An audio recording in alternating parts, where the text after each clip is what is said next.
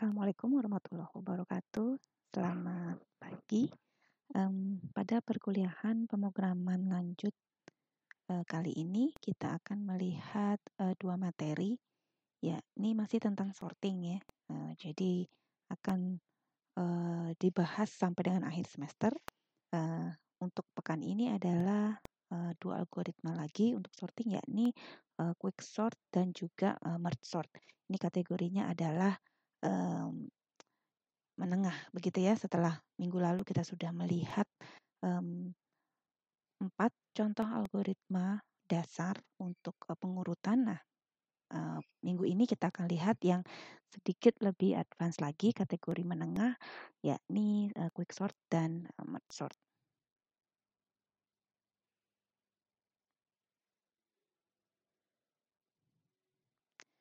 Baik, ini algoritma quick sort. Jadi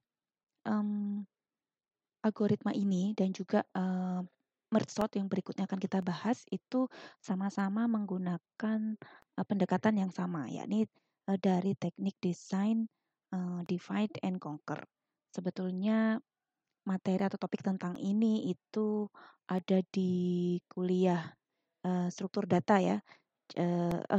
Desain dan analisis algoritma. Jadi Anda akan melihat beberapa metode atau teknik yang banyak digunakan untuk mendesain berbagai macam algoritma. Nah, ini adalah salah satunya, yakni pendekatan divide and conquer, di mana sesuai dengan namanya dia melakukan pembagian atau memecah masalah itu menjadi ukuran yang lebih kecil gitu. Nah, jadi untuk quick sort ini katakanlah elemen tersebut ada di dalam sebuah array gitu ya, S di sini, S1, S2, S3 dan seterusnya. Maka dari situ untuk langkah pertama adalah kita memilih salah satu elemen dari S tadi yang akan dijadikan sebagai pivot. Nah, pivot di sini fungsinya adalah menjadi titik tumpu begitu ya, tolok ukur dari elemen-elemen lain yang ada di dalam array. Nantinya kita akan menggolongkan elemen-elemen yang ada di dalam array tadi relatif terhadap nilai pivotnya. Nah, nanti ada beberapa strategi yang bisa kita lakukan untuk memilih ya. Kita memilih salah satu, seperti apa yang harus kita pilih. Bisa misalkan kita selalu memilih elemen yang pertama. Jadi elemen yang ada di posisi pertama itu otomatis menjadi pivotnya. Atau alternatif lain kita bisa memilih elemen terakhir. Jadi kebalikannya saja ya.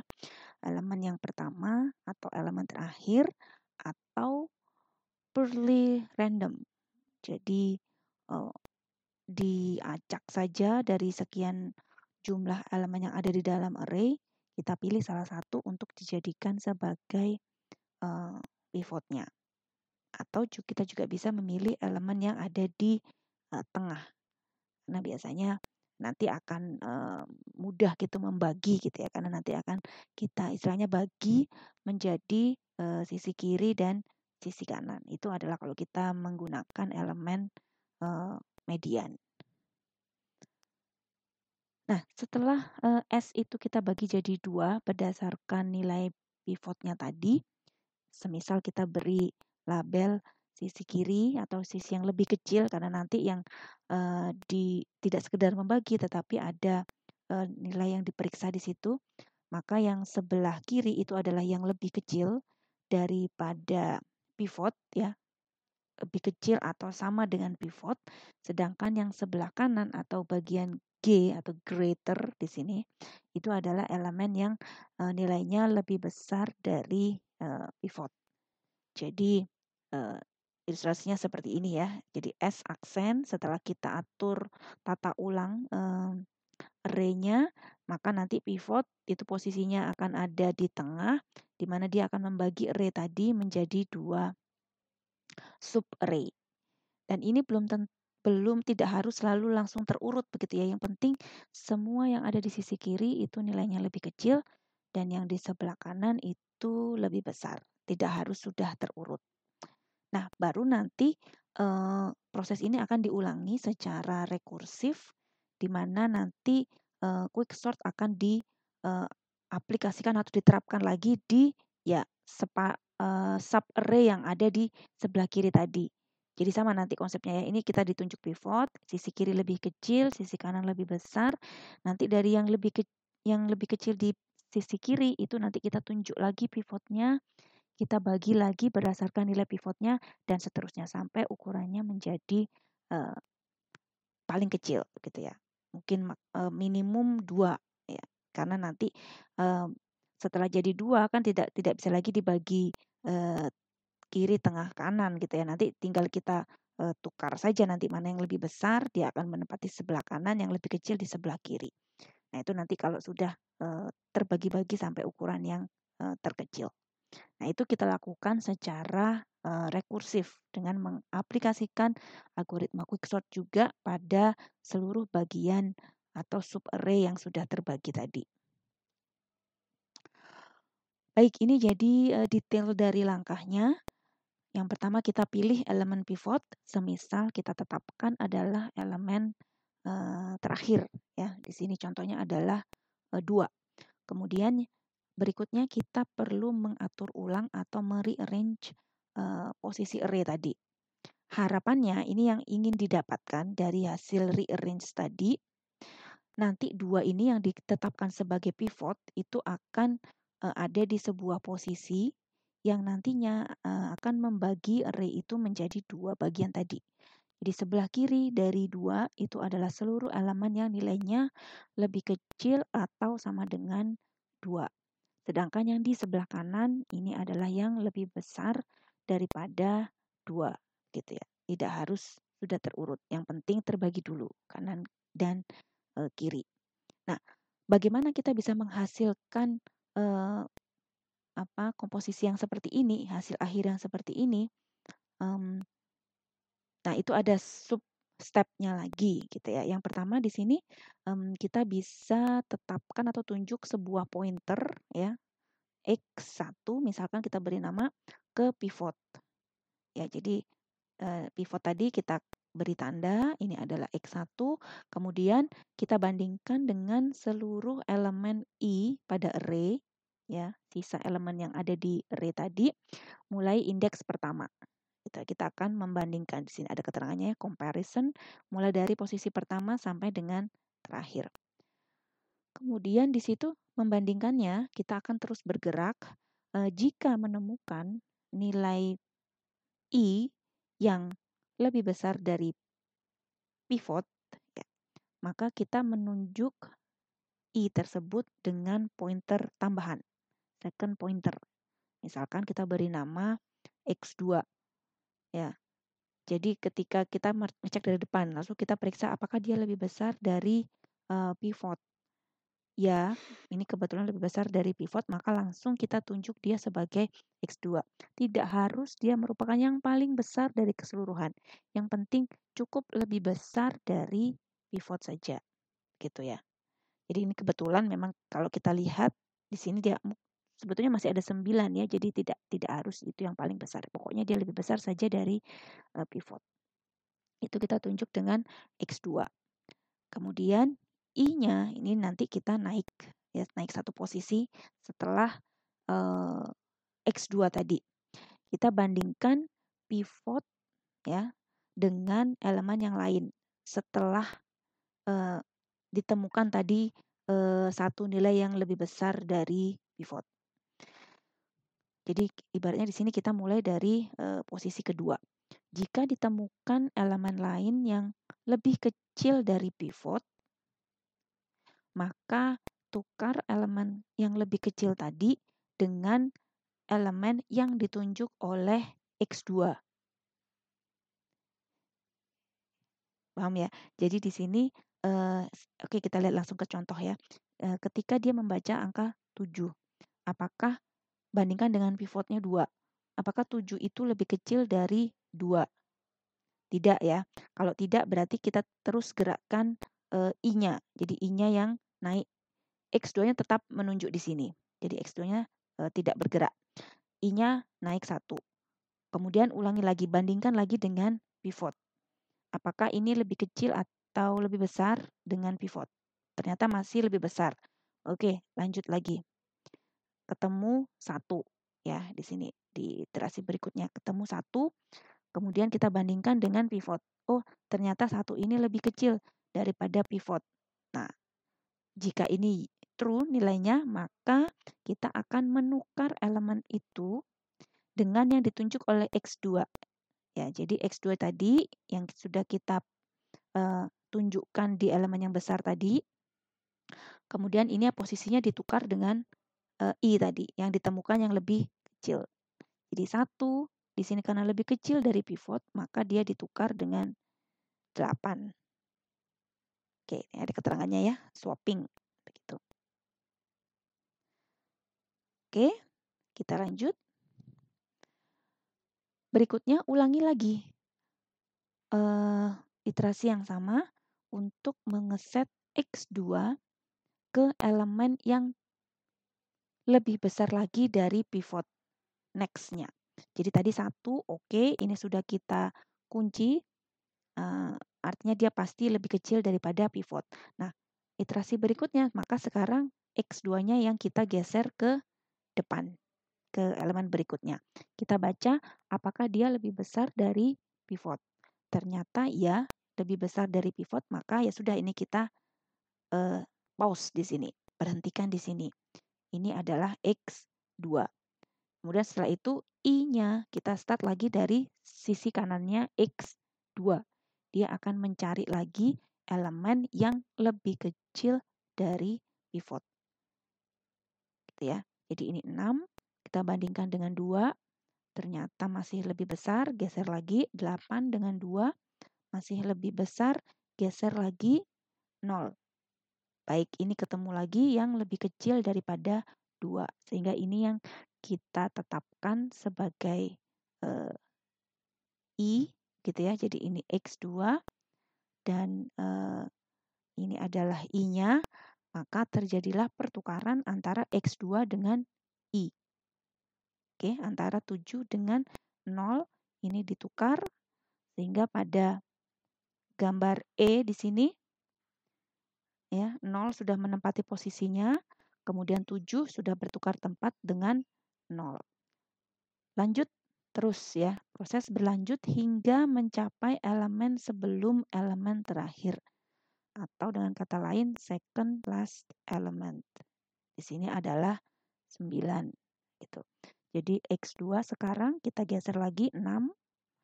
Apakah dia lebih besar daripada pivot? Ya. Kita patenkan dulu di sini, pause. Lalu lanjut mengecek 8, mengecek 7, mengecek 9.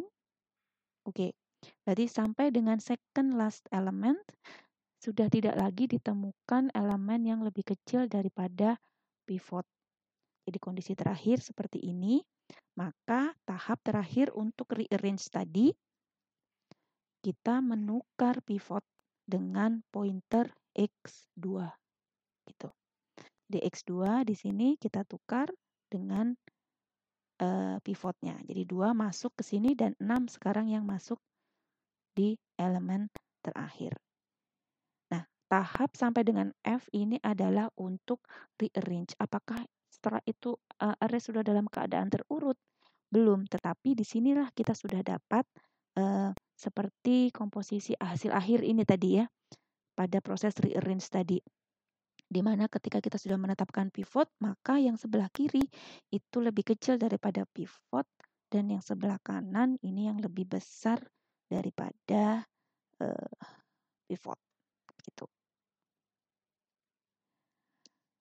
Setelah itu proses selanjutnya sama, ulangi lagi mulai dari awal gitu ya. Kita sudah berhasil membuat satu partisi begitu. Nah, dan dari sini lanjutkan ke partisi yang lain. Jadi sisi kanan dari pivot tadi ya, pivot pertama kita ambil lagi subarray, pilih lagi elemen pivot untuk subarray kiri dan subarray kanan. Jadi misal ini contoh untuk yang sebelah kanan, kita tetapkan lagi pivotnya begitu. Ya, ambil elemen terakhir tadi kan sebagai pivot, lalu ya pada suatu tahapan nanti dia akan ditukar dengan X2 tadi ya, dengan elemen yang terbesar tadi. Elemen yang besar maksudnya. Jadi ketika itu dia akan masuk di sini, dari sini pilih lagi pivotnya lagi 8 dan seterusnya. Sampai nanti pada setengah sub array yang di kanan ini dia akan dalam keadaan terurut. Begitu juga yang di sebelah kiri. Nah, ini saya skip dulu yang itu. Ini adalah gambar ilustrasi lengkap untuk sisi kiri dan juga sisi kanan gitu ya. Jadi yang sisi kiri tadi setelah 2 pindah ke tengah, maka tinggal menyelesaikan 1 dan 0 ya. Pilih sebagai pivot, kemudian tukar tempat dan seterusnya. Oke, sisi kiri di sini sudah dan yang sebelah kanan ini juga akan terselesaikan. Sehingga pada akhir iterasi array tadi sudah akan dalam keadaan terurut. Nah, ini untuk formulasi dari algoritmanya. Jadi ada 2 bagian besar di sini. Ada yang quicksort, algoritma yang akan dipanggil dari fungsi main, ya, menerima parameter array, kemudian juga indeks paling kiri dan indeks paling kanan.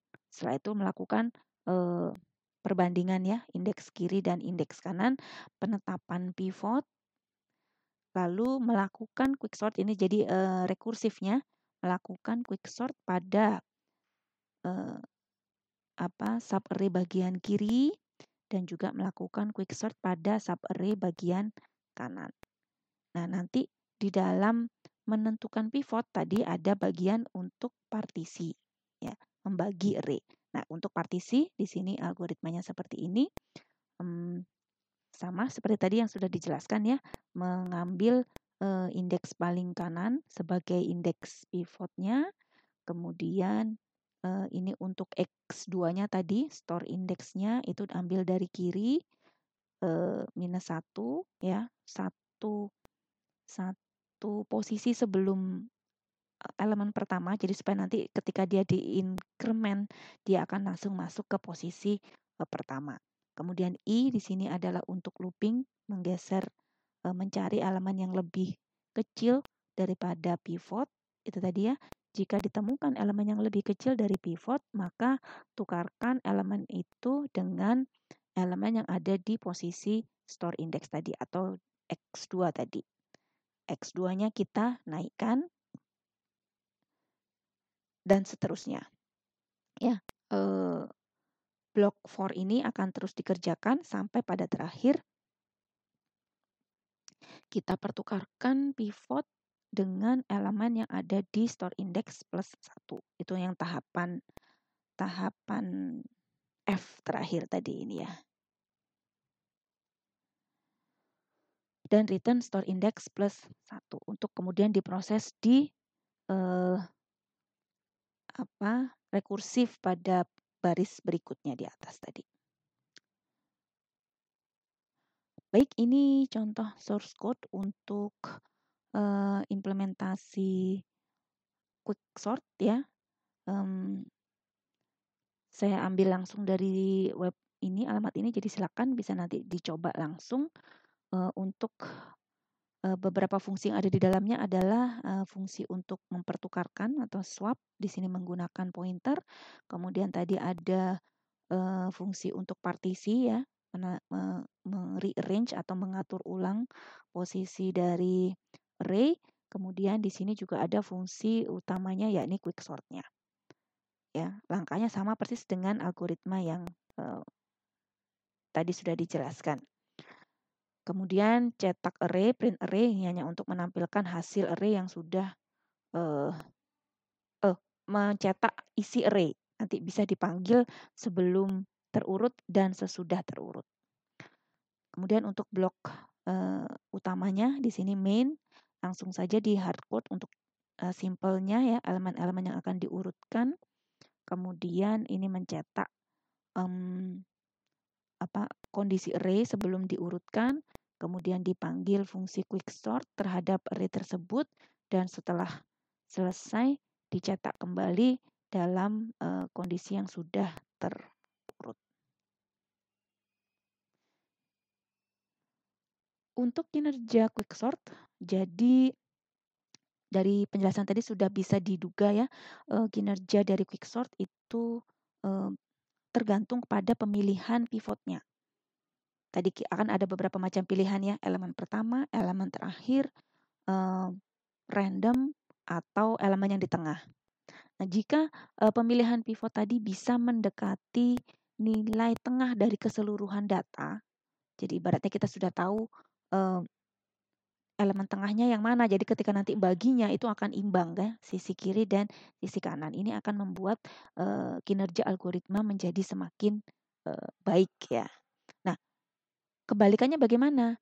Kalau nilai pivot yang kita pilih itu selalu yang terbesar di antara keseluruhannya, nah nanti kan akan berakibat partisi yang Anda buat menjadi tidak seimbang. Ini yang menjadikan kinerja quicksort ya sama saja mungkin dengan algoritma lain yang sudah kita bahas ya, seperti bubble sort atau selection sort ataupun juga insertion sort, sehingga itu yang menjadikan worst case-nya menjadi big O n kuadrat ya, setara dengan bubble sort ataupun juga selection sort gitu.